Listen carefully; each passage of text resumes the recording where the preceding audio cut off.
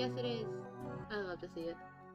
We love to see it. Hold on a second. It's slow.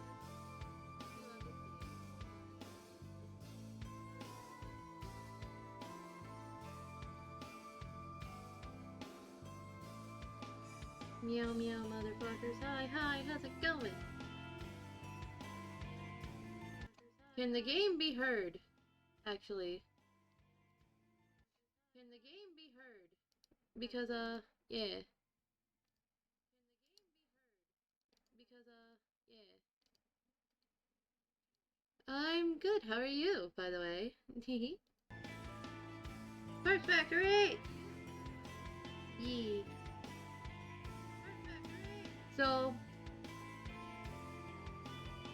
people who are older to this channel probably know that I started this with, Phantom and Shucks. Ew, my fucking voice. Shucks. Why is my voice here? Ew. Disgusting. Anyway, hi. Teehee.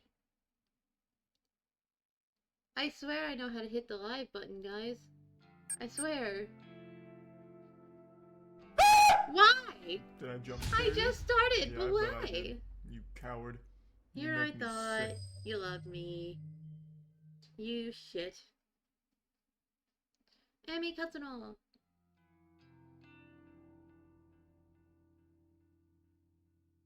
Welcome to Bitch Simulator. It's because it's funny, that's why. I hear. Boy. Oh, hi. Husband. Oh, hi. It's husband. Hi. I missed you. Hee. I heard a male voice and I was like, what the fuck? I know those Fish. bitches. I've been talking behind my back. I love this game. I love the fucking energy it exudes. Why fish though? Is that what I am? Because fish. Am I your fish? They flash those fake smiles when I walk past. They wave. Almost have enough to make you shut up for Do it. 3 minutes. Please make me shut No, up. I don't have enough. Damn. Also, I don't want to break the immersion. I just wanted to come and say hi. I love you. Thank I'm you. going to be watching in the background and lurking. Good. Love you too. Bye, dork. Bye. Enjoy your stream. Like I said, I'll be in the streams lurking. Okay.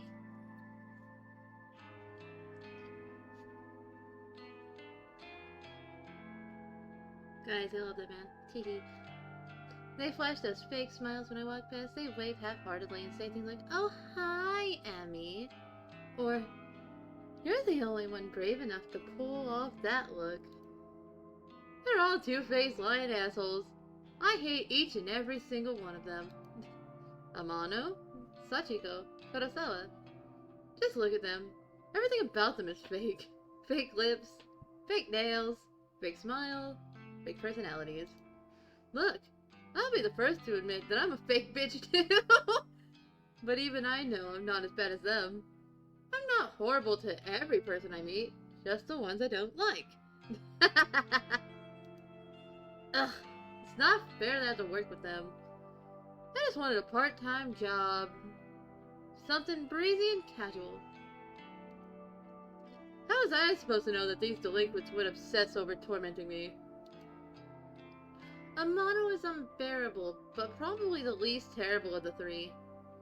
She's a year younger than me, and acts like she's some famous pop idol. But she's a dropout just like me, working a dead-end, part-time job just so her parents don't kick her out of their house. She spends her evenings singing at underground bars and hanging with some shady talent agents who swear they can promote her and make her the next big pop star. She gets taken advantage of from time and time again, but never seems to learn her lesson. I don't know if she's just stupid, or if she really thinks she's on the right track to becoming famous. Sachiko, the kind of straight-laced girl you see at every school, studying her ass off to earn her parents' approval. The type of girl that always has the best grades, but never really has any friends. Literally me. She's the kind of girl that graduates, then the reality of the real world knocks her on her ass.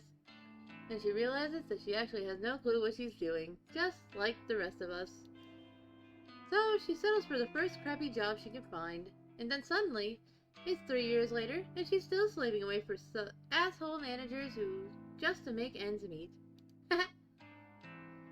Instead of being humbled by her station in life, Sachiko decides to take her anger out on everyone around her. I've seen her slap customers in frustration. Rumor has it that she strangled our boss on one occasion. Apparently he's too afraid to fire her now. I don't blame him. I'm afraid of her too. Valid. And then this Kurosawa. I could write an entire blog on all the things I hate about her. She's pretty, but she's very aware of it. She seems to have a new sugar daddy every few weeks. Some poor old fool that she strings along and milks dry. Damn. She must be nearing 30, but all her friends are still senior in high school. So, it's more than a little weird.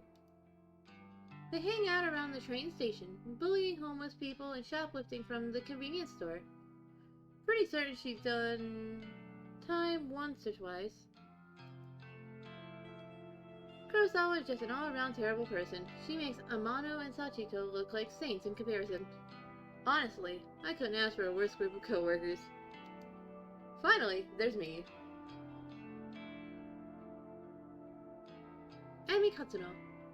University dropout, part-time cashier, and up to my ears in debt. I live in a small apartment in a bad neighborhood just to keep my head above water.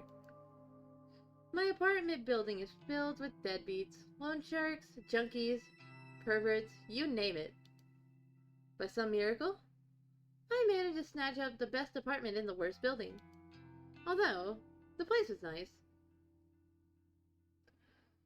The rent is questionably low. I'm fully expecting the landlord to wander in one day and demand more money, or murder me. I'm constantly worried about money, worried about my safety, worried about what the hell I'm supposed to be doing with my life. Honestly valid. As if that weren't bad enough, I have to work 4 days a week with the 3 worst girls I've ever met in my life. Today is no different from any other day. Amano greets me at the door, her disgustingly puffy and pouty lips pulled back in a half snarl, half smile. Fish! I can smell the sickly sweet scent of too much lip gloss from 10 feet away. Oh, hi, Emmy. You're late again, you know. Her fucking voice. Bitch! Yeah, sorry. Just let me past. I'll go clock in. Voice acting! Whatever. Kurosawa wants to see you. Can you, just go see her? Yeah! Fine. Hell yeah! Amano walks off. I look around for Kurosawa. The stale stench of cigarette smoke eventually overwhelms the lingering scent of lip gloss in the air and leads me to her location. God. You wanted me? Katsuno, I need you to process a big refund. Don't mess it up, okay? It's for a regular customer. Okay, I can do that. What am I refunding? There's a bunch of shirts on the counter. Just ring them up and refund them for cash. You can leave the money in the envelope under the register. Fine, I'll take care of it. Yeah! Thanks. I'm going for a smoke break. I decide to clock in before processing the refund. I won't be paid for this shift if the company doesn't know I came in to work. I go behind the counter and retrieve the sign-in booklet. I flip to today's date, fill in my details. Done and done. The shirts that Kurosawa mentioned are lying haphazardly over the counter. I pick them up and scan each one. They're not cheap. The first rings up at 11,000 yen. And the next, 13,000. There are 6 shirts all up, but each one a little more expensive than the last. They don't look worn, and the tags are intact. I'm supposed to ask for a receipt or proof of purchase before making a refund, but the customer is obviously not here.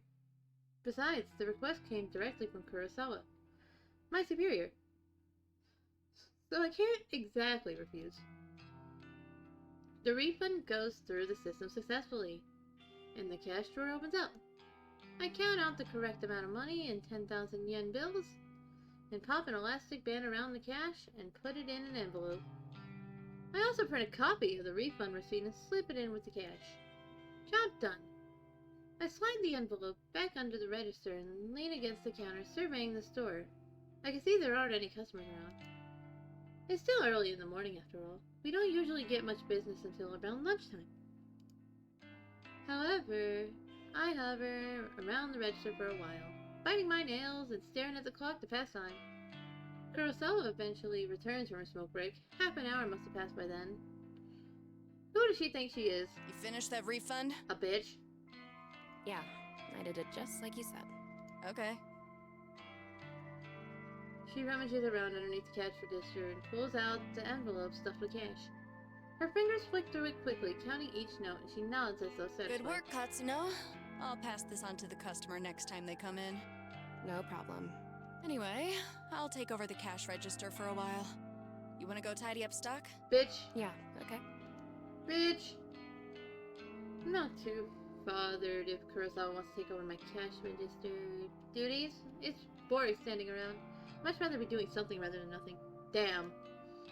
She's worse than me or better than me because I would have been like, nah, bitch, my register. As I head towards a rack of untidy jackets, Sachiko bumps into me. Sorry, I didn't see you there. She looks tired. She was AB. Sorry, did she actually just apologize to someone? Sachiko, the customer abuser. That's fine.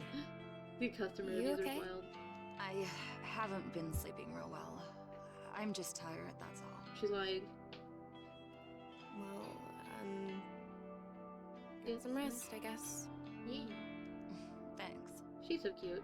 Look, while I've got you here, I know I haven't really been easy to get along with lately. I've got my own personal issues, but that's no reason to take it out on you and the other girls.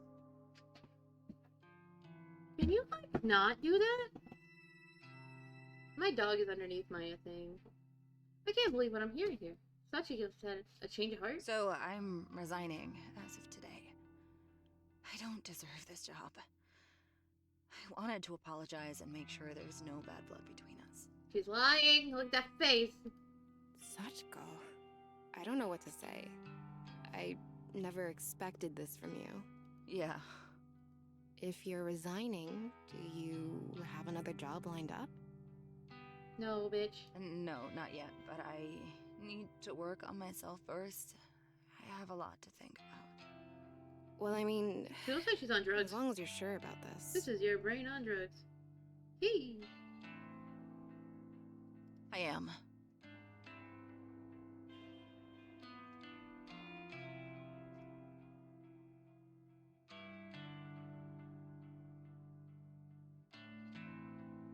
In that case, then thank you for apologizing. I forgive you. Aw. Thank you, Emmy. She's lying. Well, until next time then.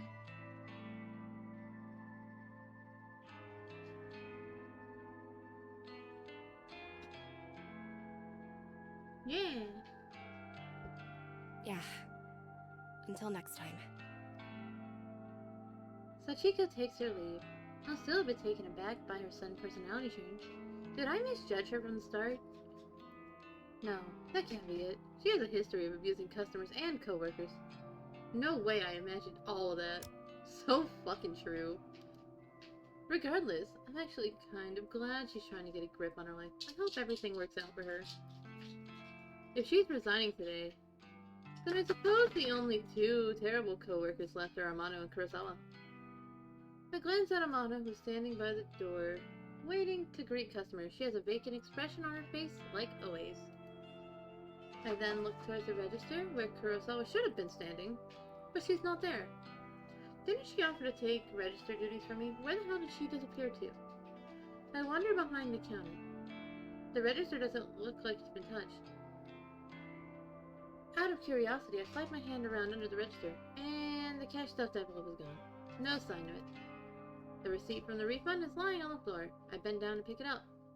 It's a standard refund receipt stating the value of the transaction. My name is signed at the bottom since I was the one who processed it. The refunded money is gone, and so is Kurosawa. Did she? Nah, she couldn't have. Surely she wouldn't have run off with the money.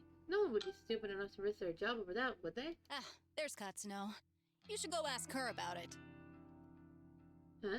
Kurosawa's still here? She seemed to pop up out of nowhere. Katsuno, a word, if you please. Old man! Ah, Hirota. The manager of the store. He normally spends his time in the office out back. It was kind of unusual to see him here. What could he want with me? Kurosawa was tending to the register when she noticed the system flagged a large refund as suspicious. Do you know anything about it? Well, yeah, I processed a big refund this morning.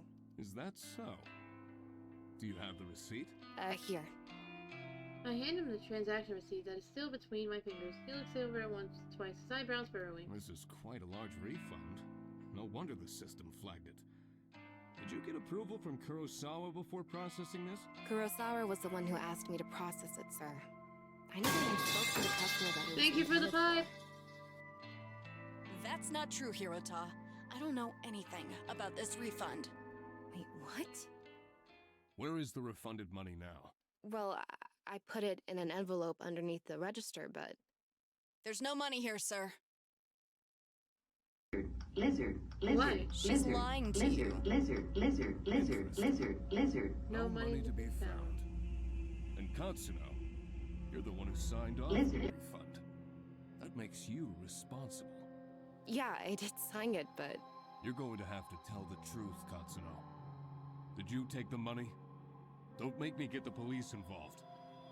Wait, hang on. Do you think I stole it?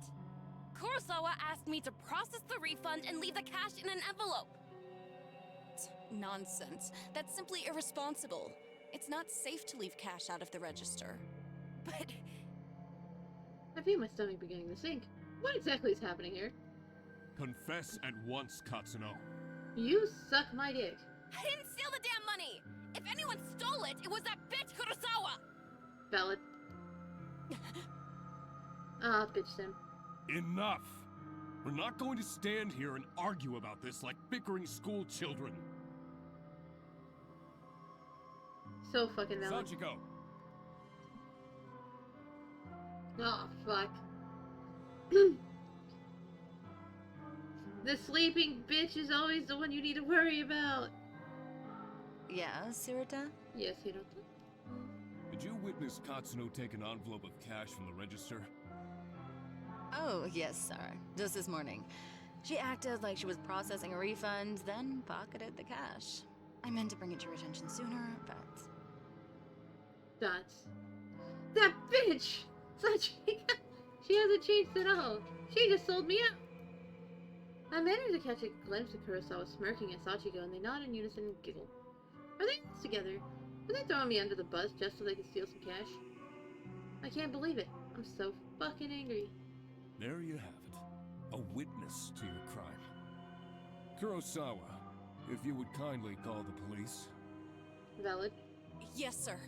Yeah! Wait just a minute! I didn't steal any money. Why don't you check the security cameras, huh? You'll see that I'm innocent.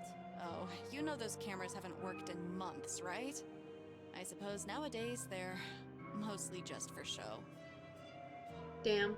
Of course, if Hirota really wants me to, I could go double check it just to be sure. Though, I think that would just be a waste of time. Thank you, but that won't be necessary, Kurosawa. Kurosawa's eyes narrow as she gazes at me wickedly. Amano, please show everybody what you found. Of course. You got it, boss. Oh, this bitch. Found this wad of cash in Katsuno's locker out back.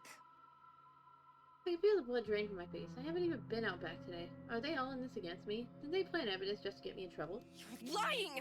I haven't even had time to go out back today! I mean, what do you want me to say? You think the cash just appeared out of nowhere? It would seem all the evidence is against you, Not Katsuno. me! Hi. Teehee. Since we located the money, I won't have you arrested.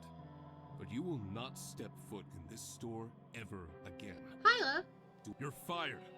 And I will make sure you never work in any of our stores again. Wow, rude. I'm speechless. I can't even process my thoughts. The quiet giggling and sniggering of Kurosawa, Sachiko, and Amano buzzes in my ears until my skull feels like it's going to burst. Hirota grabs my shoulder and tries to lead me outside, but I jerk away and stumble backwards. My back slams into the glass window at the front of the store, thankfully the glass of the shower, but I can immediately feel a bruise forming. I push myself forward, regain my balance, and duck towards the sliding door. See you around, Emmy. Oh well, I guess not, hey? I blink tears out of my eyes and I dash through the store's front door. My anger and fear and anxiety get the better of me, and it's a good 5 or 10 minutes before I realize that I've been running aimlessly through the shopping mall. I reach a hand to my eyes to wipe away the moisture and take a deep breath. I look around, trying to get my bearings. The escalators. At least I know where I am. I need to sit down and compose myself. If I don't calm down, I might be tempted to return to the store and start punching those 3 absolute assholes. Valid. With my head down, I blindly charge towards a small seating area. Watch out! I collide headfirst with someone in front of me. Without thinking, I scream out in anger. Watch where you're going! Stupid bitch. Sorry. It's the gym bitch! Teehee. We do this. We're gonna kill the voices. The voices are dead now. Wait, this girl. I know her from somewhere. Katsuno? Is that you? Eh? Do I know you? Have we met? Yes, of course. We graduated from senior high school together, remember? Did we? Senior high school was more than a year ago. Feels like a different lifetime. How did she expect me to remember that? You don't. Dots. Maybe. Yeah. You're Sato, right? Aoi Sato? That's me. You do remember. Gym later. This is the gym bitch, guys. Well, kinda. Sorry. I've had a crappy day. I just got fired, so I'm not thinking straight. You got fired? I'm really sorry. You bumped into me pretty hard. Are you hurt? I'm fine. Allie is rubbing her arm tenderly. I figured I must have injured her, but I'm not really in the mood to stand here and apologize to some old Scott. Bitch Sam.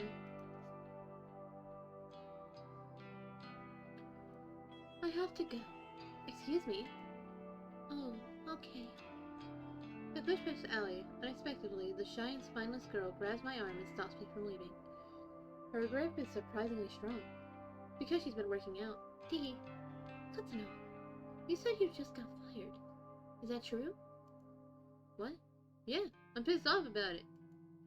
Tell me what happened. Why are you so interested? I just thought maybe I can help is all.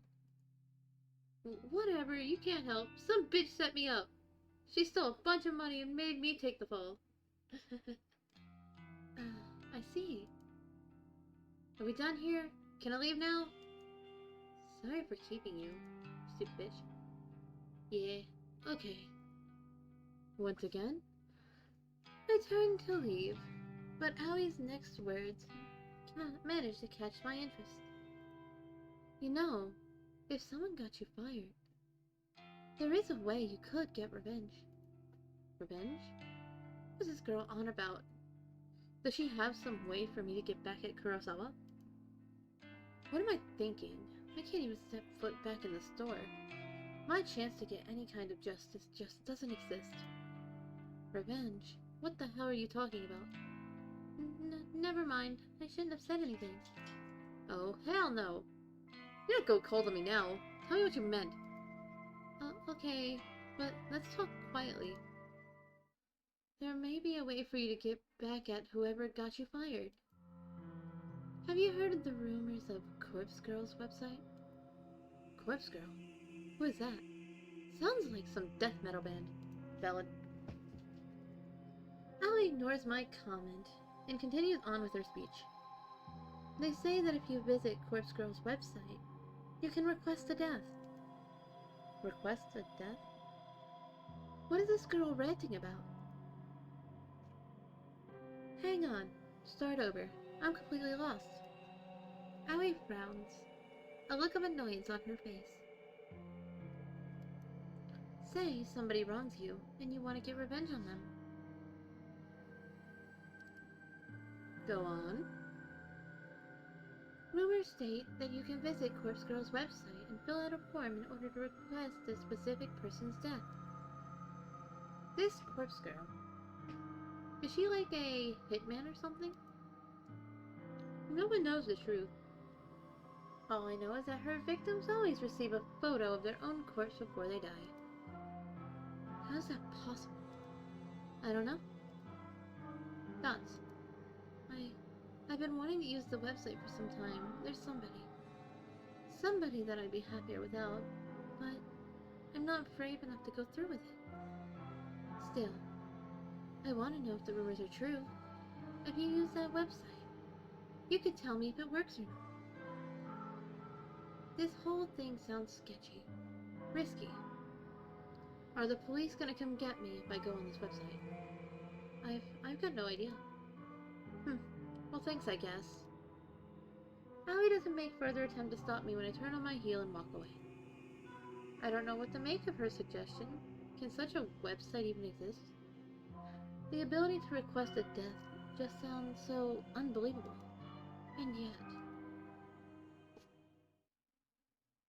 I find myself unable to get the possibility out of my mind as I made my way to the train station. Corpse Girl, a website tailored for revenge. I could dub in Kurosawa, Sachiko, Amano. If I could remain anonymous, then no matter what happens, whatever fate befalls those girls, it couldn't be traced back to me. I start to wonder if ordering deaths of a few girls simply because they got me fired is a little extreme. Although, they're not exactly saints. They're closer to human garbage more than anything else. They've always been hostile towards me. I'd probably be doing the world a favor if I had them all killed. If they screwed me over without a second thought, who knows what they might do to their next unsuspecting victim. Yeah, killing all three of them is the right thing to do. Removing them from the planet will prevent them from hurting anyone else. My heart begins to race. The trip back to my apartment is boring. The train carriage is nearly empty, save for a few junior high boys and a couple of women in business attire. I have a few seats all to myself, so I sprawl out and check my phone for messages. When I feel confident that no one in the carriage is watching me, I decide to search for Corpse Girl's website on my phone. I don't exactly know how easy it'll be to find. Maybe I should ask Aoi for the web address. Well, a quick search shouldn't be too hard. I begin the time. Corpse Girl's website. A few results pop up on my screen, but none seem relevant. There are links to funeral service, a few anime fan sites, but nothing really matches what I'm looking for. Maybe this was a bad idea. I should probably delete my search history. Hehe. Valid. Maybe just one more search. Corpse Girl request a death. My phone seems to lag for a few seconds as the search is submitted. Then, a fresh list of links appears. The top result catches my instant immediately. Corpse Girl. Revenge at your fingertips. This must be it. I click the link and the website loads immediately.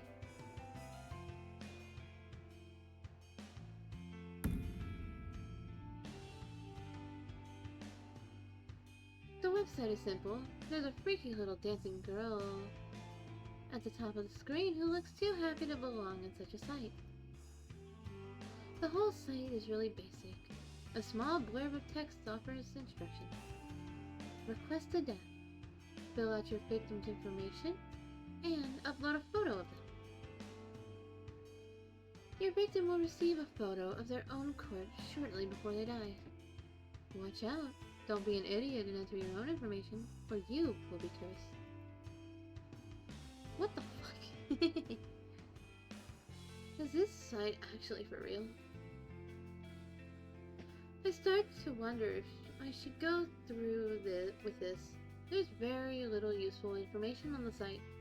I mean, it does say request a death, but come on. Is somebody actually gonna go out and kill the person I choose? But how on earth can someone receive a photo of their own corpse before they're actually dead? That just doesn't make any sense. My heart suddenly skips a beat, and I nearly drop my phone when it buzzes at me. Thank God it's just a text message. An unknown number. That's never a good thing. Wait a minute. There's a photo attachment. Who would be sending me a photo from an unknown number? My curiosity gets the better of me and I open the message. Kurosawa Gobert. Kurosawa, you freaking bitch. I knew it. I knew she set me up. And Amano and Sachiko were in on it too. They made me process a fake refund to get cash out of the register so that my name would be on the transaction. And all for what? A bit of cash they'd have to split 3 ways. Ugh! Kurosawa, I'll kill you! I'll kill you! Reveal the junior. High school boys look at me with worried expressions. But I don't give a damn. I'm angry. I'm furious. Kurosawa is going to pay. I close Kurosawa's message and return to Corpse Girl's website. It's clear what has to be done. I'm going to request Kurosawa's death. I read the website's instructions one more time to make sure I haven't missed anything important. Enter the victim's phone number and upload a photo of the victim. I can't believe it. Kurosawa just signed her own death sentence. She sent me a photo of herself, and her phone number was included with the message. I fill in the phone number and upload the photo, my hands trembling the whole time. My thumb hovers over the submit button. I feel a chill down my spine.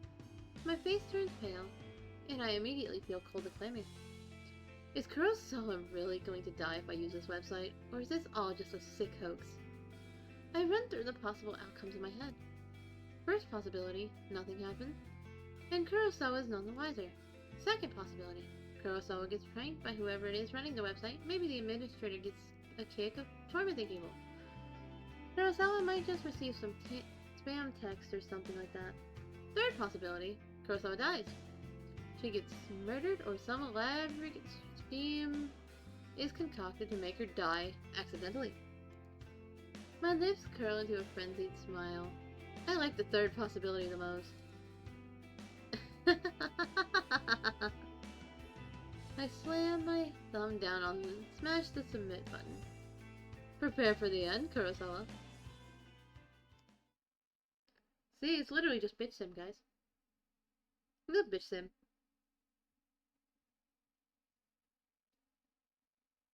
When I come home, I can barely contain my nervousness. I'm shaking as I open the door to my apartment. By the time I walk through the door, the sun has just started to set behind the backdrop of the city. Even though it's not dark yet, I'm feeling physically and mentally drained. The drama at work this morning, the taunting laugh of Kurosawa. I feel exhausted, like I just want to crawl into bed and sleep. Despite my dipping energy levels, I can't extinguish the burning question flickering in my mind like a candle flame. How will I know when or if Kurosawa is dead? Will Corpse Girl's website notify me? No, of course not. I didn't give any of my personal information to the site. The entire thing was anonymous. And it's not like I can just visit the store tomorrow to see if she comes into work. I'll be kicked out as soon as I show my face. So, what do I do? That's it. Nice! I whip out my phone from my purse and open Noise. a social network app that all my coworkers are connected to. Kurosawa, Sachiko, and I are all in this group chat labeled Work Life. We use this chat to swap shifts with each other and complain about the boss. Just as I was hoping, I haven't been kicked out from the group chat yet. I swiped through the list of chat members and tapped on Kurosawa's profile. Last online, 1 hour ago. Perfect. If I use this app, I can keep an eye on when Kurosawa's active. She only has to be using her phone for noise to detect that she's online. She doesn't necessarily have to be using the noise app itself. It's the best way I can think of to monitor if she's still alive or not. It will do, for now at least. I wonder why Kurosawa sent me that photo of herself via a regular text message instead of through noise. Maybe she thought she could be busted for it if someone got into her noise profile. Who knows what that girl was thinking, regardless. I'm thankful she made such a stupid mistake. I wouldn't have obtained her phone number if she had decided to message me through noise instead, after all. Noise is strictly an online service. No need for phone numbers. Come to think of it, where did she get my phone number from? Well, no matter. It worked out in the end.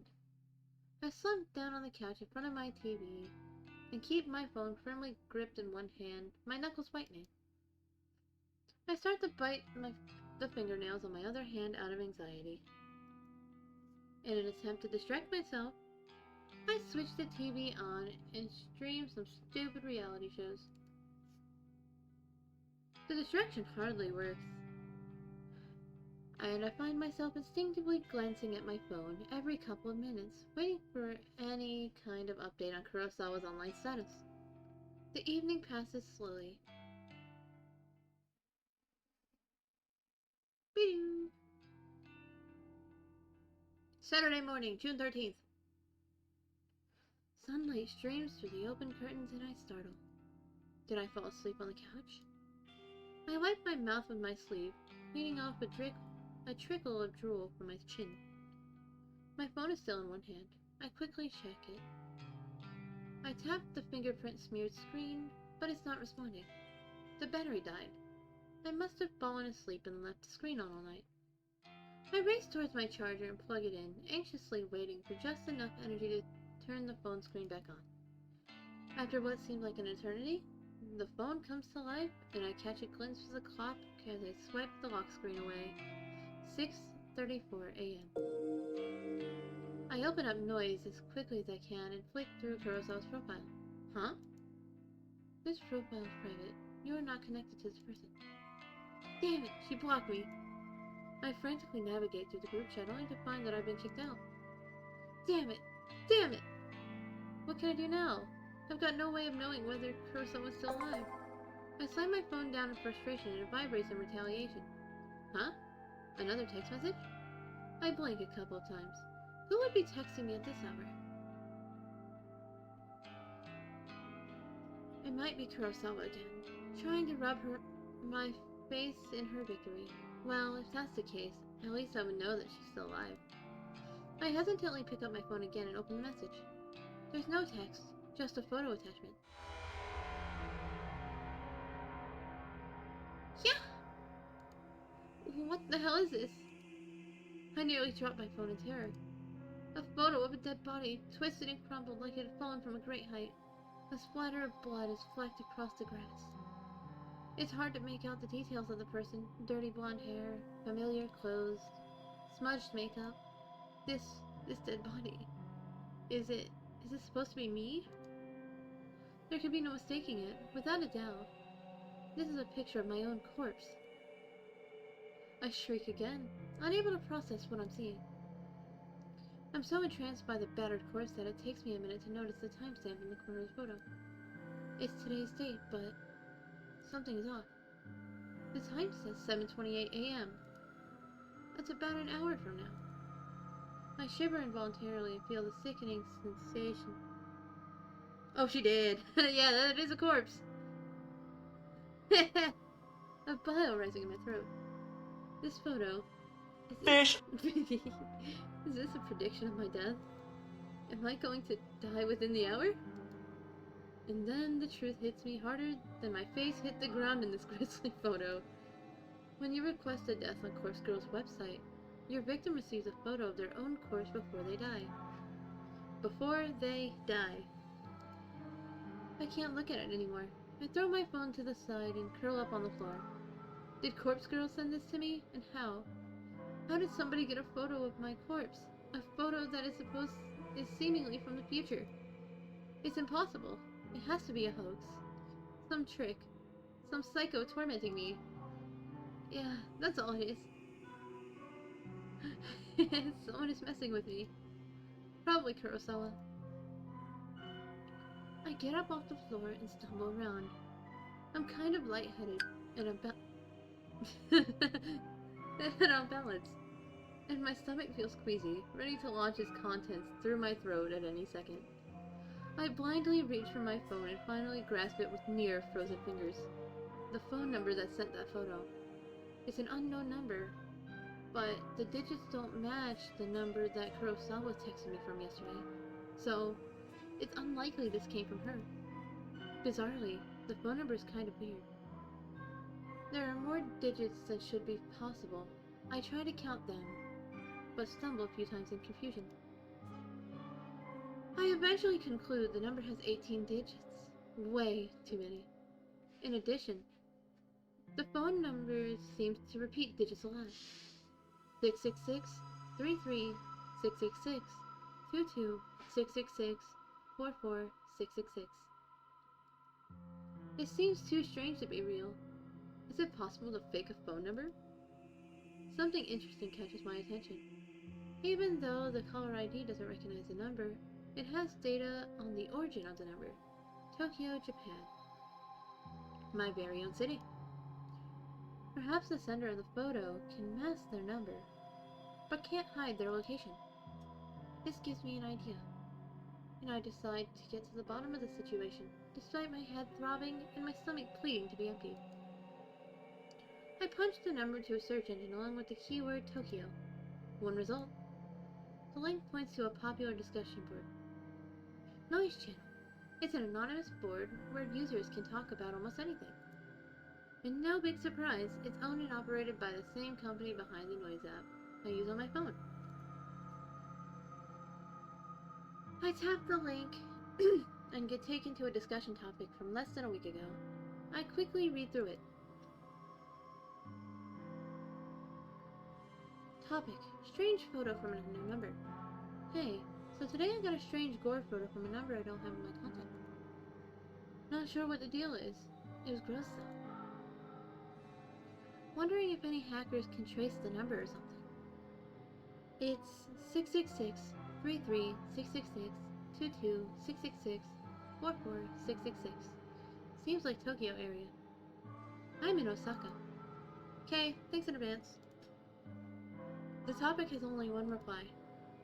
One reply, strange photo from an unknown number. You got this too? Was the gore photo a picture of yourself? I'm worried. Received a similar pic from the same number. Thinking about contacting the police. Not sure if I'm overreacting. And that's it. And that's the end of the discussion. Neither poster followed up on the conversation. Damn it. That's all?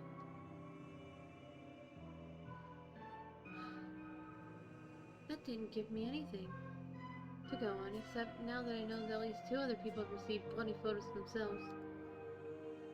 I wonder if those photos were as extreme as the ones I received. What happened to these 2 posers? Why didn't they continue the discussion? I feel myself beginning to sweat. My body going from cold to hot and back again several times a minute. It feels like I have a fever, but I know it's just stress tearing me up.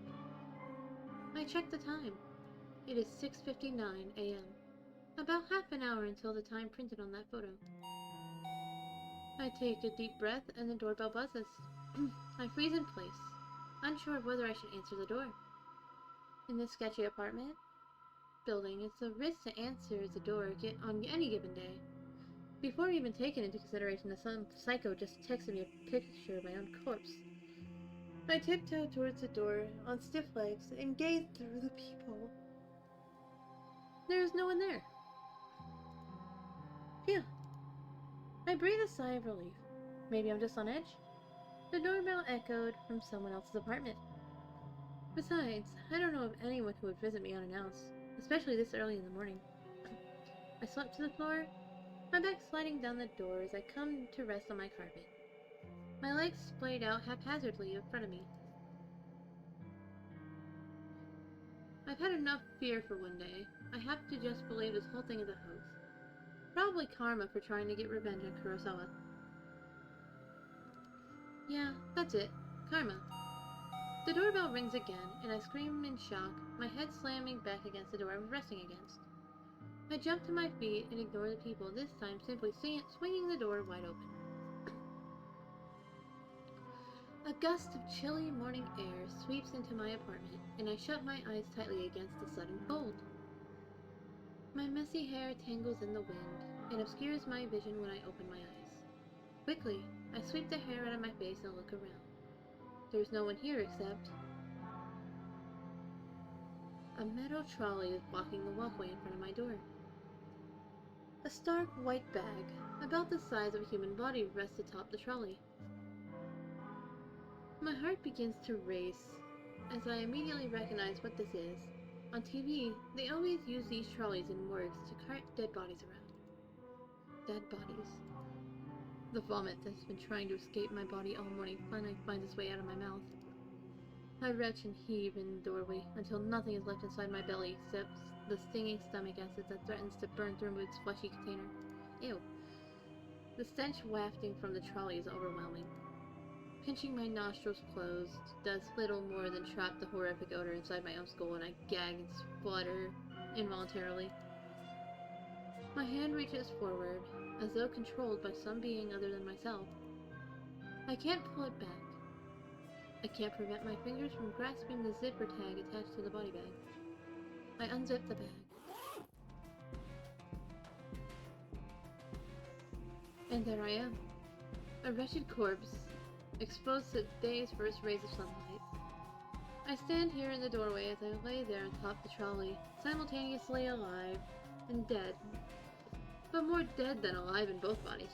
Hi, bye! How you doing, sweetie? The bruising on my face is horrific, and I reach a stiff finger to my own lips, my living lips, tracing the outline of the bruise I see before me. There's no pain where the bruise should be, and I breathe a sigh of relief. For why would there be any pain if I'm already dead? To feel pain would be absurd, and then I would really have to start worrying. I wonder how I died. Did I fall from a great height? Did someone hit me with a car? Or did I collapse from some internal reason, perhaps from organ failure, or some undiagnosed sickness? Maybe I didn't die and the corpse in front of me is alive, living and breathing, just as I do while standing in front of myself. Maybe this is all a prank I pulled on myself. Dying just as a joke, but never really dying. Always living until the point I actually die, and it's no longer a prank. My head is splitting. I can't think straight. All the thoughts in my mind are jumbled. The meanings behind unspoken words disappearing behind foggy clouds inside my shattered skull. To clear my head, I step around my corpse and stand by the walkway's railing. I'm on the 4th floor of the apartment building. There are 2 floors above me, so I could go higher if I wish. But I'm pretty sure a leap from here would be enough to render my living body identical to the corpse on the trolley. Jesus Christ. Do a flip! At this point in time, there exists 2 versions of Emi Kasuno. One is living, it is me, and the other is dead, but also me. I can choose now to be alive and dead. Or be dead and dead. Fuck you. But I cannot choose to be alive and alive. So even if I choose to be alive and dead, I'll still only be half alive. But choosing dead and dead is nice and clean, absolute, and indisputably a solid state of existence. I grip the cool steel handrail and lean over the walkway, my hair whipping against my face, thanks to the relentless wind. I will do that in a second, CJ. I grip the cold steel handrails, lean over the walkway, my hair whipping against my face thanks to the relentless wind.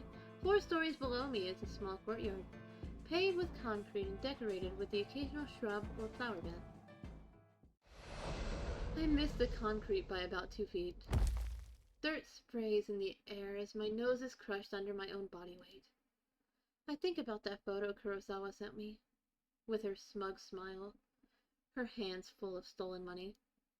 My teeth grind into my tongue and sever it, but it doesn't manage to escape my closed mouth. My mind wanders and settles on Corpse Girl's website. What was that all about anyway? As far as I know, nothing happened when I submitted Kurosawa's details. Maybe Kurosawa found the website as well and submitted my details first. I guess Corpse Girl got me. Well played, Kurosawa. I think I could taste blood in my mouth. But it might just be a memory from some other point in my lifetime. A blinking light from a nearby parked car kind of irritates me. But then my vision turns blue or black, and my only concern is how I'll never truly know what.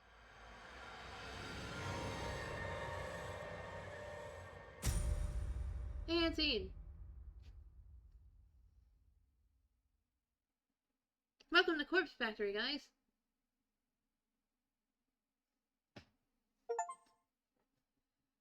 It's time to fucking Noriko Kurosawa.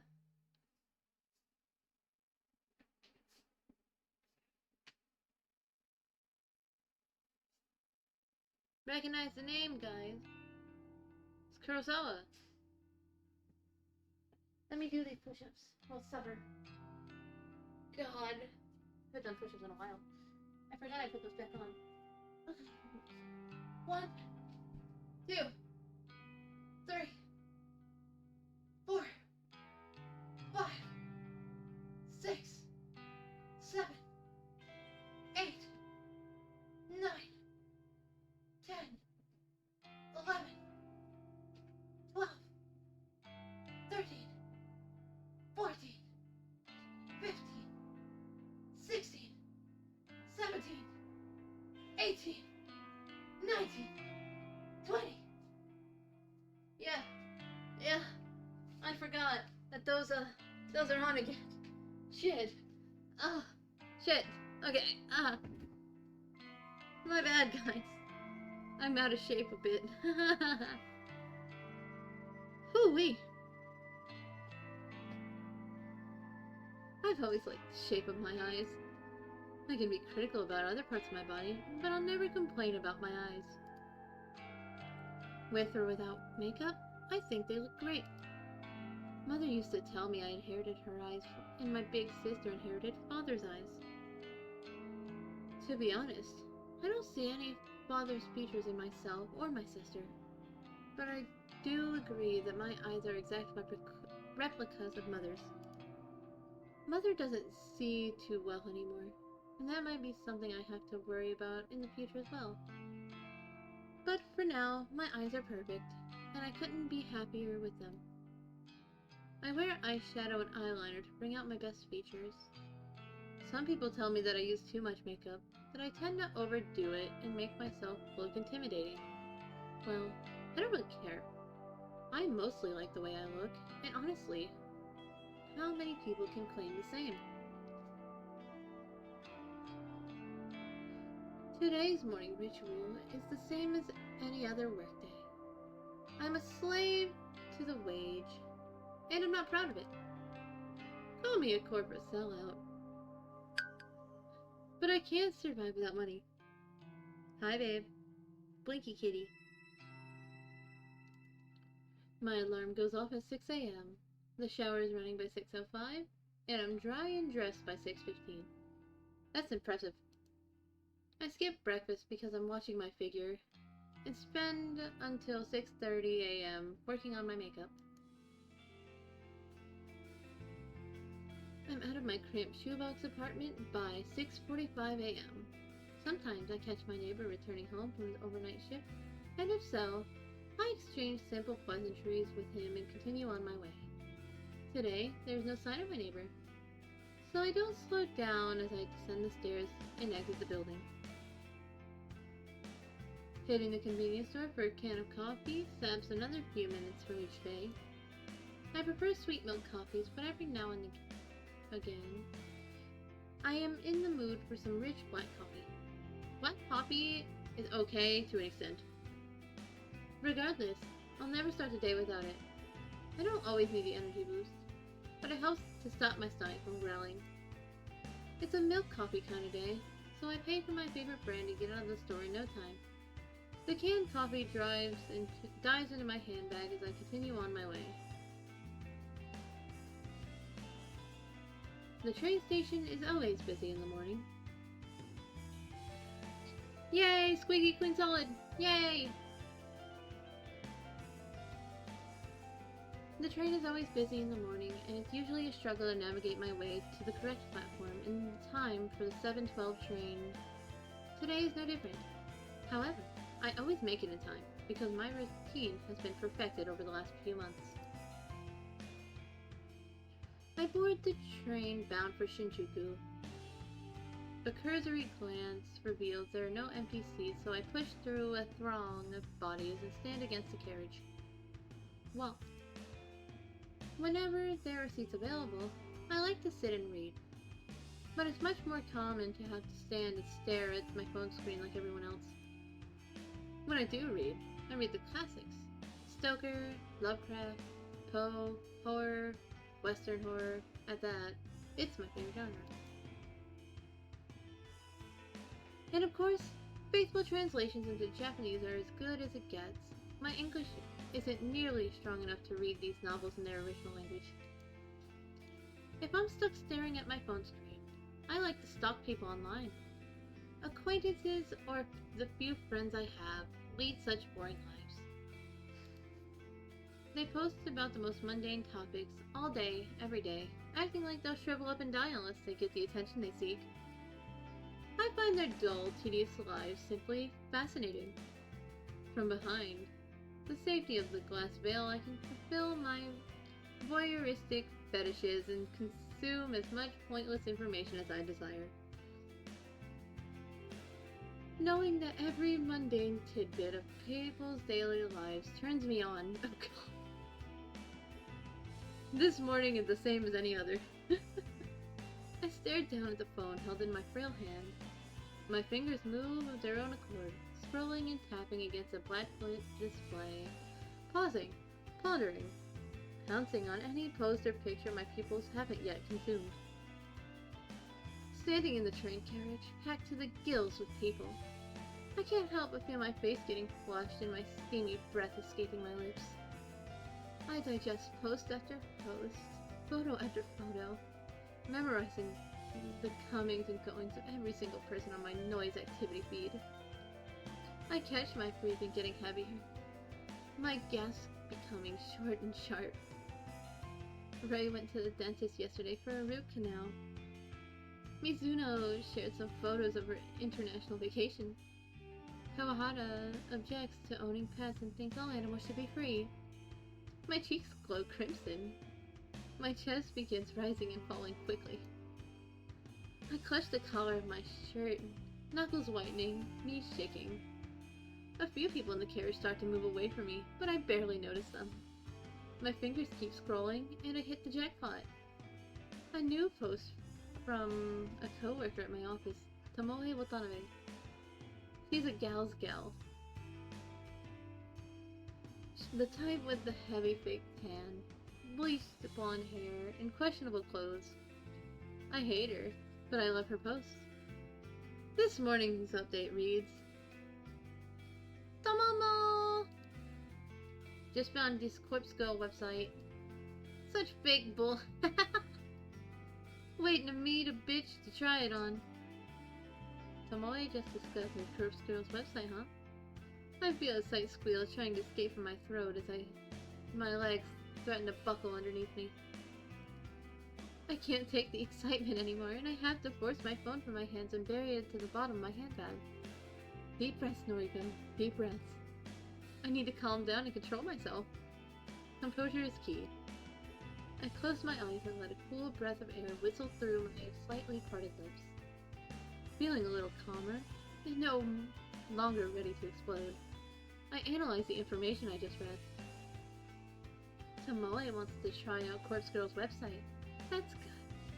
That's very, very good. Rumor has it that you can visit the website and request the death of somebody you know. Oh, and if the victim dies, isn't known to the public. Because of that, some people are pretty quick to dismiss the site as a hoax. However, the most interesting part isn't how or if the victim dies, but rather what happens to the victim before they die. Supposedly, the victim will receive a photo of their own corpse. How this photo exists before the victim's life is snuffed out isn't public knowledge. But the thought of this phenomenon occurring is utterly intriguing. Nevertheless, the site has been gaining popularity lately, at least in certain corners of the internet.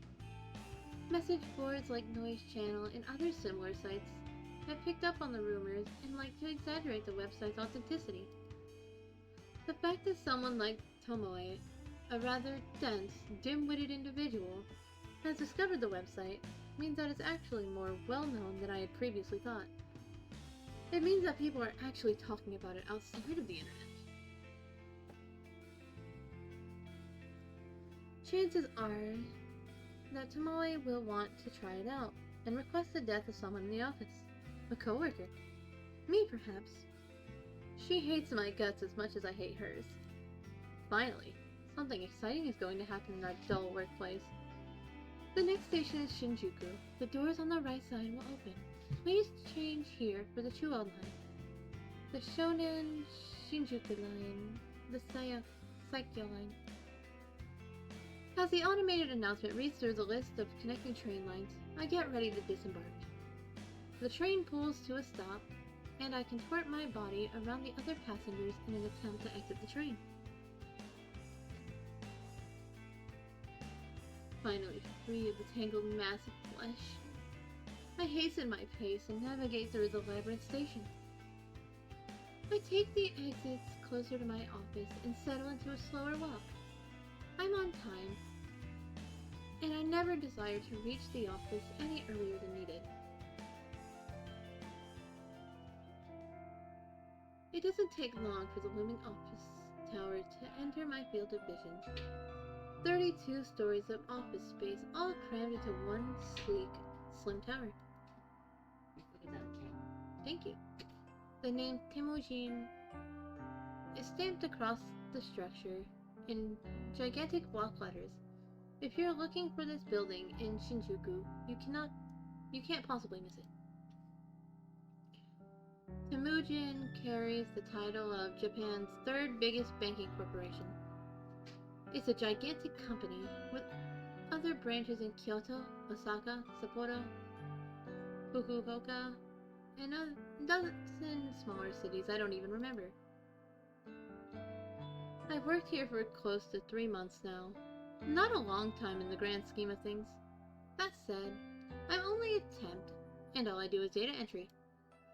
I work on the 14th floor along with the 60 other junior employees, including gal girl Tomoe Watanabe.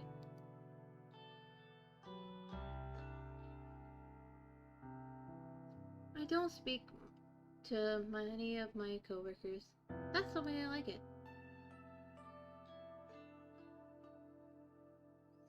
When I reach the building, I enter through the giant double sliding doors and find myself in a familiar lobby.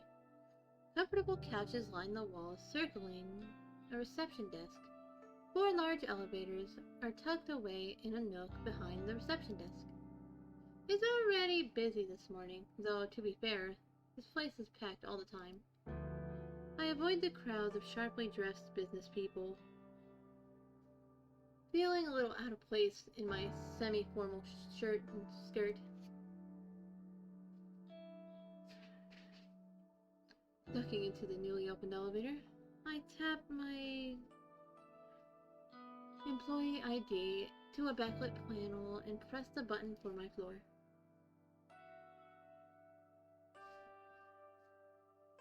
The doors close and the elevator begins its smooth ascent. I'm surprised to find that I'm the only one traveling up.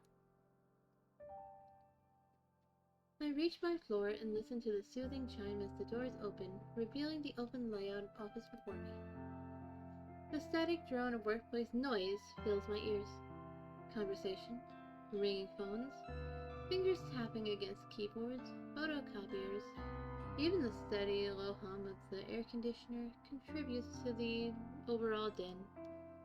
I make my way to my desk, stationed in the middle of the floor, surrounded by a dozen other identical desks. As I walk, somebody taps me on the shoulder gently. Shinya.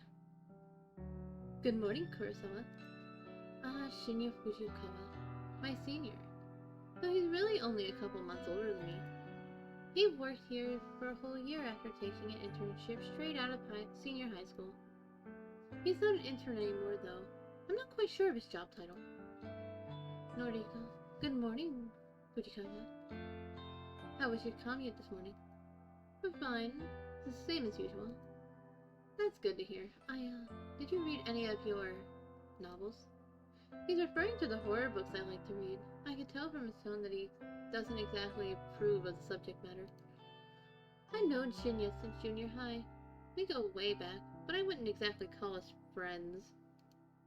However, he is the one that landed me this job, even though it's just a temporary contract. I've always had the feeling that he's a bit sweet on me. I could be way off the mark, though. Well, I couldn't get a seat on the train today. Too hard to read while standing. That's a shame. You still haven't accepted my friend request, did you know? I have to fight the urge to roll my eyes. He's a nice guy, but we were connected on Noise once before, and I had to delete him. He's super obsessed with his father's detective work, and all he ever posts about is his assumptions and theories on petty crime cases. Normally, I find anyone on my friends list fascinating, but here's the thing.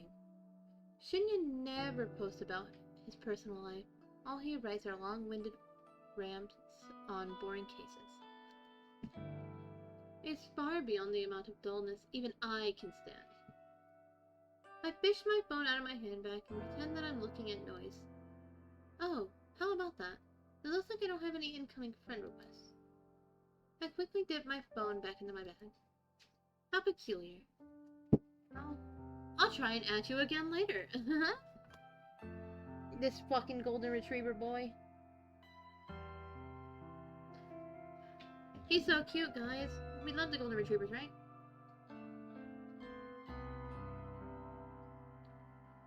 Oh boy.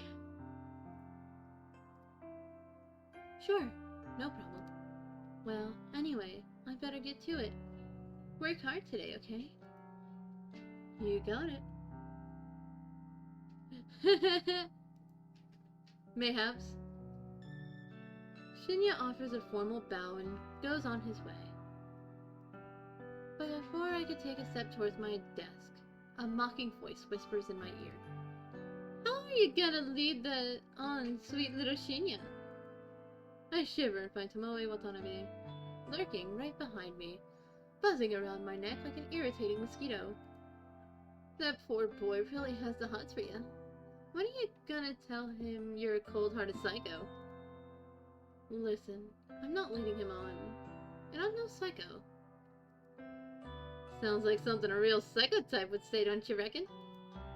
Of course, this is none other than the gal girl, Tomoe. The very same brain-dead moron who posted this morning about wanting to try Corpse Girl's website. She's the kind of person that likes to stir up trouble and instigate conflict. She's had her vacant eyes on me since the day I first stepped foot in the office. She loves to torment me in any way, any chance she gets. Maybe I rubbed her the wrong way somehow, though I'm not sure what I ever did to her. Even though she's a data entry temp like me, she worked here even longer than I have. Unfortunately, that means I have to defer to her as my superior in this professional environment. She knows as much and likes to take advantage of the fact as often as possible. It's funny, you know. You don't look like the type of skank to lead on a goody-goody like Shinya. I told you, I'm not leading him on. Well, if you're not interested, maybe I'll take him out this weekend and tongue him in the cinemas. Jesus Christ! Gross. Do what you want, but I doubt he's into someone with your looks. Oh yeah? What would you know? You think he likes your flat-chested little Miss Gothic Lolita? Damn. I know I should shrug off comments such as this, and normally I would. But backing down from Tomoe isn't something I can do easily. I'll give you a tip, guys. Guys like Shinya is smart. Clever. If you want to impress him, don't let him know your head is full of hair as your inflatable breasts. A flash of crimson lights up Tomoe's face, and she looks ready to lash out at me. A group of co-workers, juniors just like us, look over to us in concern. Tomoe takes a step back from me, but not before signaling a rude gesture with her fingers. We ain't done here, Noriko. Watch your back. I'm trembling.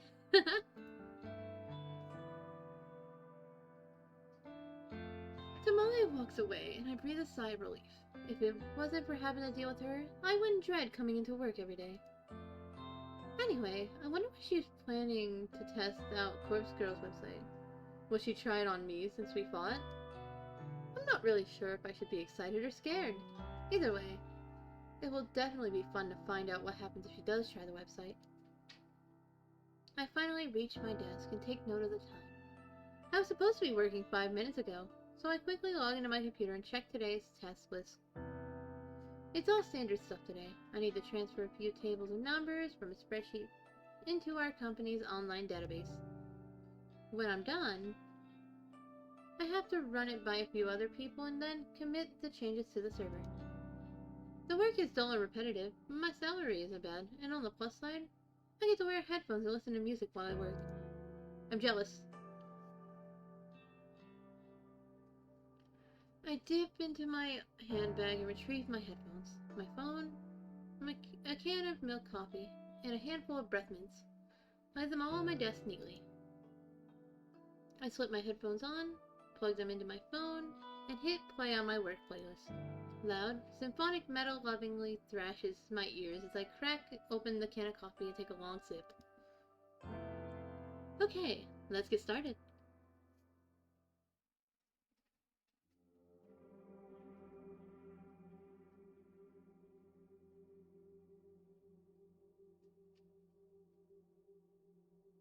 Did I miss someone doing the thing?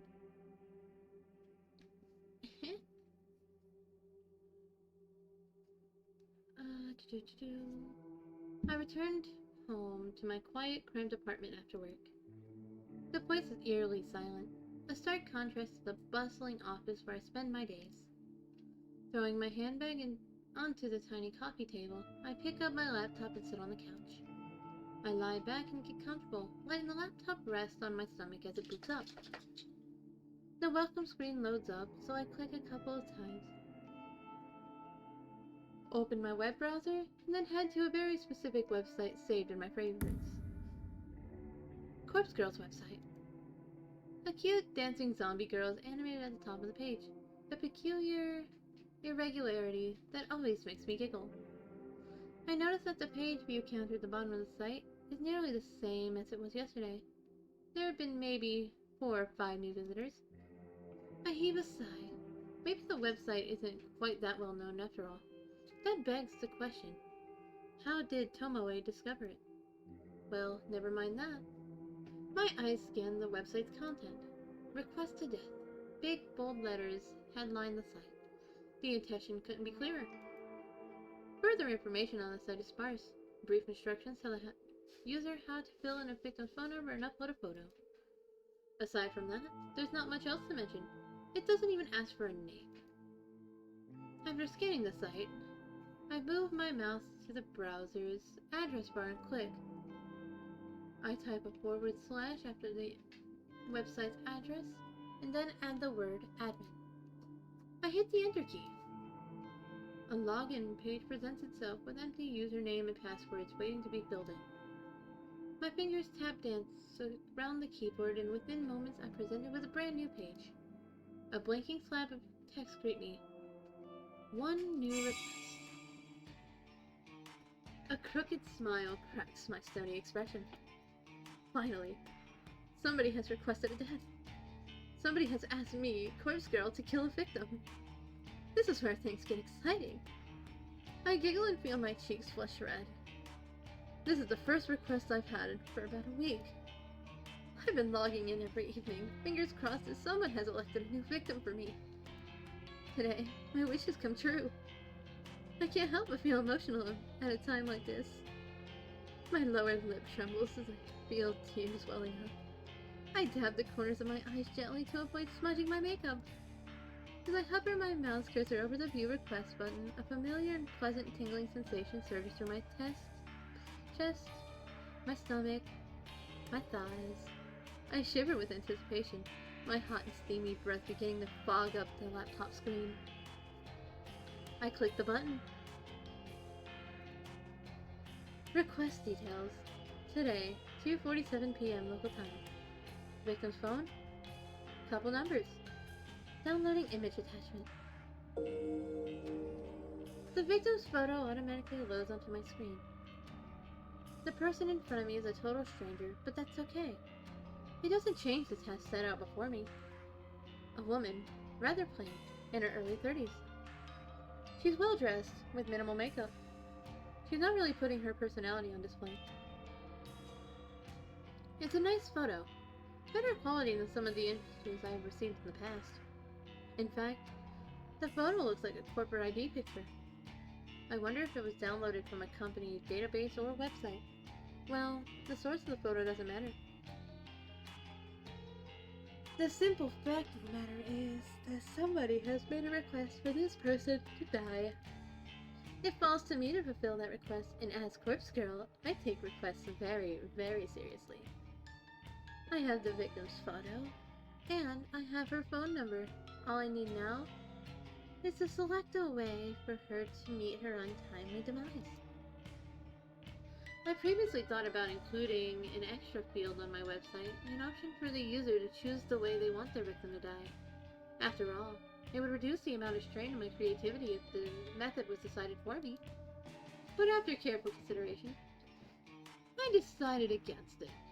Some people are sick, twisted. The cause of death could be far beyond my means and impossible to achieve. Therefore, allowing the user to define the cause of death just isn't feasible.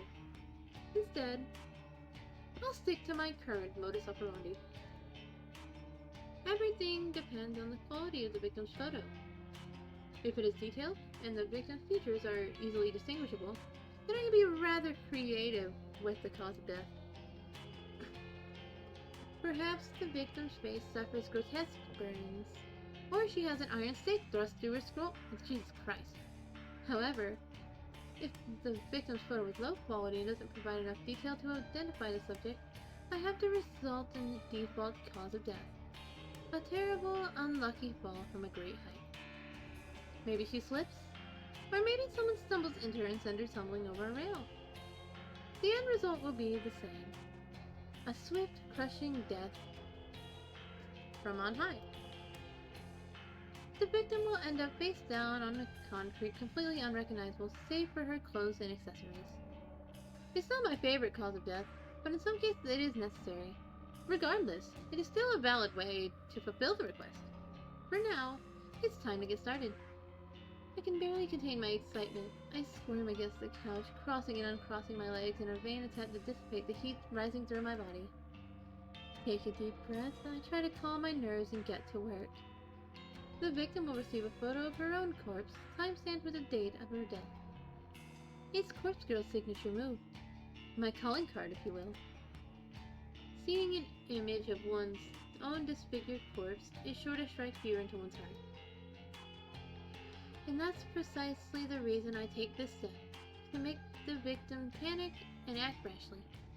First things first, I save the victim's photo to my laptop's hard drive. I store it in a folder discreetly named System Files, hidden away with a rude directory of my operating system. A password-encrypted directory, of course. Next, I open up my favorite image editing software and load the photo. Looking carefully at the detail in the picture, I can see that this will be a work of art. I can really go to town with this request. I minimize the software and open my web browser to access the particular website. Come here, kitty. Hey guys, kitty break. Meow. The meow is here. Meow meow, motherfuckers. Hi, babies. My floor kitty. Lemon kitty.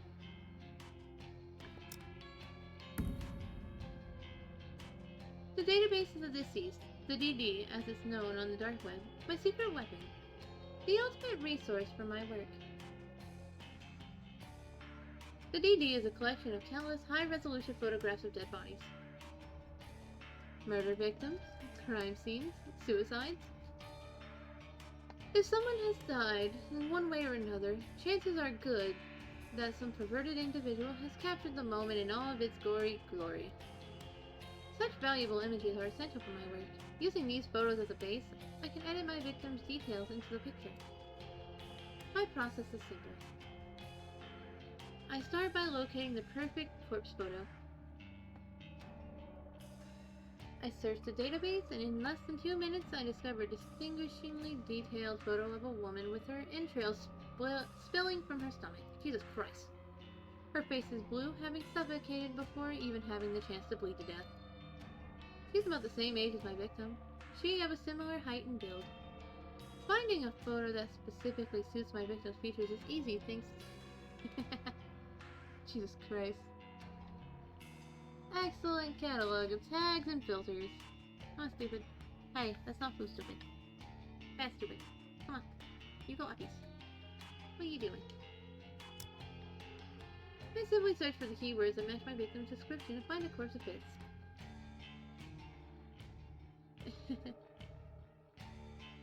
Using this photo as a starting point, I digitally edit my victim's face onto the body. It's not some quick job that even a child can do. It's a painstakingly crafted work of art that would fool even the keenest of eyes. An hour passes, then 2, then 3. Before I know it, midnight has come and gone, but the work is nearing completion.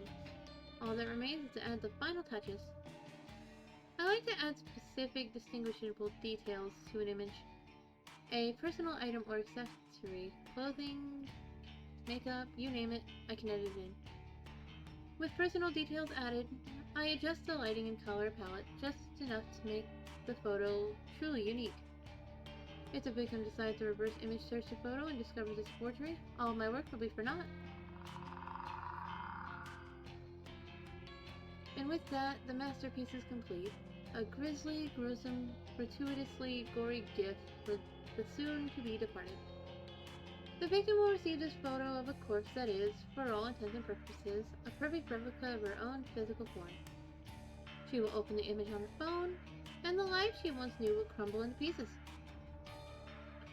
My lips curl into a satisfied smirk during my hours of work. My breathing eventually steadied, my excitement nerves settled into a zen-like calm. But seeing the finished art piece now, I'm beginning to feel my heart pounding once more. The macabre image before me is exhilarating. Adrenaline and dopamine surge through my body, giving me a sudden head rush of bliss.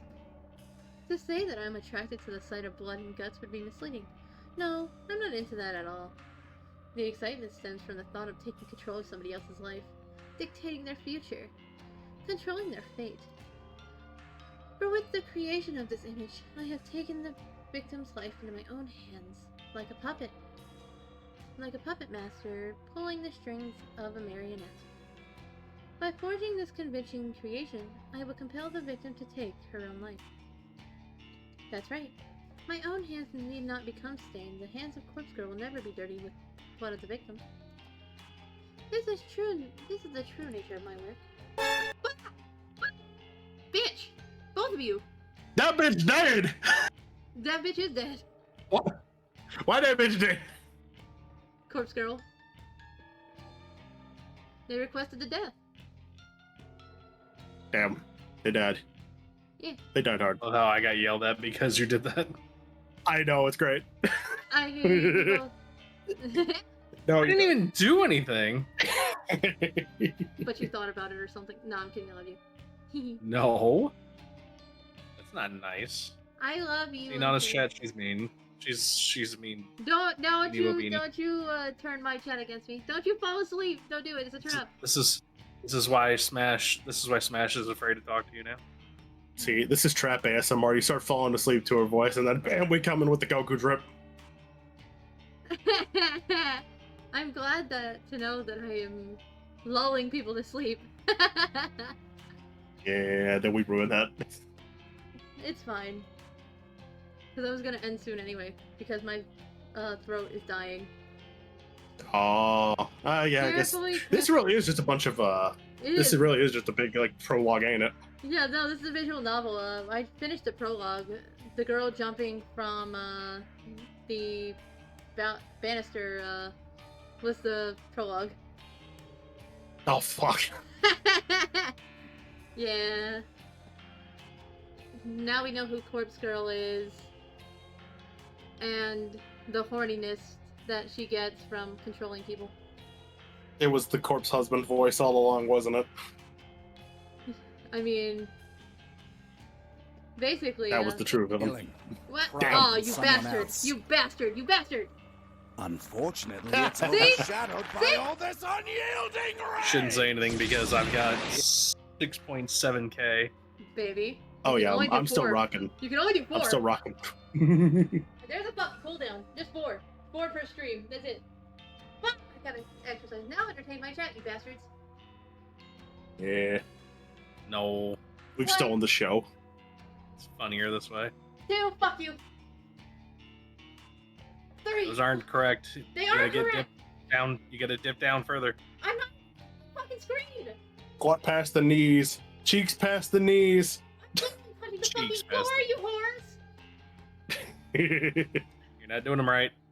Do, Well. do you want me to fucking get up? I will turn on my camera. No. Yeah, you fucking whore. 1, You have no room to talk, butthead. 2, fuck. 3, ow. 1, fuck. 2, fuck. 4, fuck. 3, fuck. 5, 6, 7. She didn't have to turn these back on. She didn't have to turn these back on, but look what she did. Now we're here. 10. I didn't expect it to be used. 11, That was your mistake. 12, 13, 14, 15.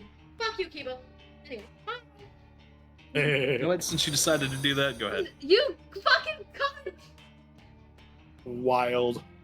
And here I thought you loved me. Chat. Love is violent, I guess. It's just a fucking workout session now. I'm sorry. Well, I Welcome to was the gonna fourth say part. you can go ahead and refund my points if you want One. for the push-ups and not do them. 2, 3, 4, 5, 6. You know you're laughing isn't helping. 7, I know. Teehee. 8. Fuck you. 9. Fuck. 10. I didn't do nothing. 11. I don't deserve Innocent. this fate. 12. Suffer, smile. Fuck you. Yeah. 13. If Cookie Man was here, he would say it too. True. 15. 16. 17. 18. 19. 20. Fuck me. Fuck. You know what? Let's fucking Okay, I swear to fuck. let's up the ante. Let's up the ante a little bit. I swear to fuck, Aka. Hi, Horia. I swear to fuck. Lizard, lizard, lizard, lizard, lizard, lizard, lizard, lizard, lizard. Teehee. Anyway, God, You'll the have to fucking work lesson. harder. You can't. What did you? Let's see here. Healing. pride in someone else. I didn't like the previous set. Do it again. Unfortunately, it's overshadowed by all this unyielding rage! Hey guys, should I mention how much I don't like Akka right now? Just me. He deserves. See, this is payback for the start. I gave her a way out. He said Yeah, he not. didn't like the fucking set. I didn't like the set. Do it again. 2. Fuck. 3. I hate you. Oh, this unyielding rage. Yes, that. 6. 7. 8. Fuck. 7. Don't 6. you do that shit. 10. 11. The grandmother's chosen violence tonight. 13. 14. 15. Fuck me. God. My legs hurt. Don't have legs. My legs hurt. Unless you count sea legs. I got the sea bod or something, you know? Sea bod. Yeah. You got the beach bod. Now Solid wants Riz. Yep. Riz. Give me a second, I will think of one. I mean, if you're gonna be doing corpse party stuff, you might as well go the yandere route. I don't think they want me to make their body a corpse and with their entrails hanging out though. Or Don't jumping worry, when from I'm a done with height. you, you'll be a corpse. Don't worry, Solid. I'll make sure you're definitely solid after this one. Mwah. Hey, yo. Carefully crafting corpse photos in such a way to convince the victim that their fate is already sealed. No matter what they do, they cannot escape the death that awaits them. It was so bad. It was so basic. Solid, I'm gonna have to get to know you more. Cause like, with other people, with other regulars in my chat, they have things and tells that they like. So I will get to know you better. That is my goal for the end of the year. All of it. And the date stamped on the photo is the icing on the cake, the ultimate driving force behind the victim choosing to end their own life. More squats. No, I'm just kidding. No! More steam. I'm not. I'm joking. More cowbell. I don't know though. Them push-ups be girly push-ups. They're not girly push-ups, they're actually military push-ups.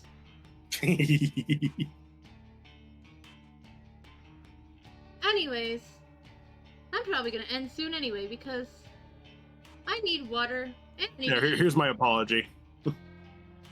Let's finish this. Please, Daddy. Anyway, moving on. We save. Yeah. Have fun with your finale. I'm leaving. Bye-bye. Uh-huh, yeah, that's what you're gonna do. You're gonna leave it at that. I did nothing wrong. Guys.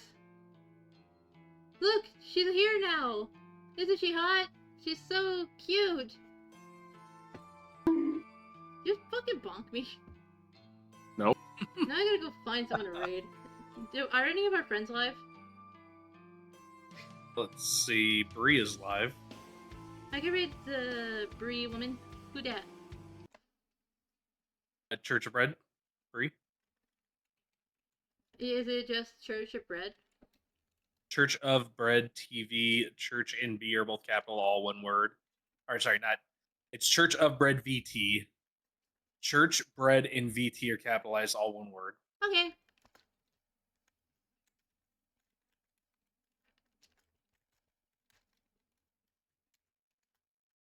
We're going to raid the bread woman. First, make Nana do some more push-ups. No, fuck you! No! Guys, listen, listen. Y'all do not have to do this. Y'all are better than this. Lovingly, y'all are better than this. That. Teehee. Fish. That scared the fuck. God. What? It's just fish. I know, but it was sudden because there was no noise in the background, just fish. Anyways, bye everyone. I love you guys. Thank you for coming. Wow.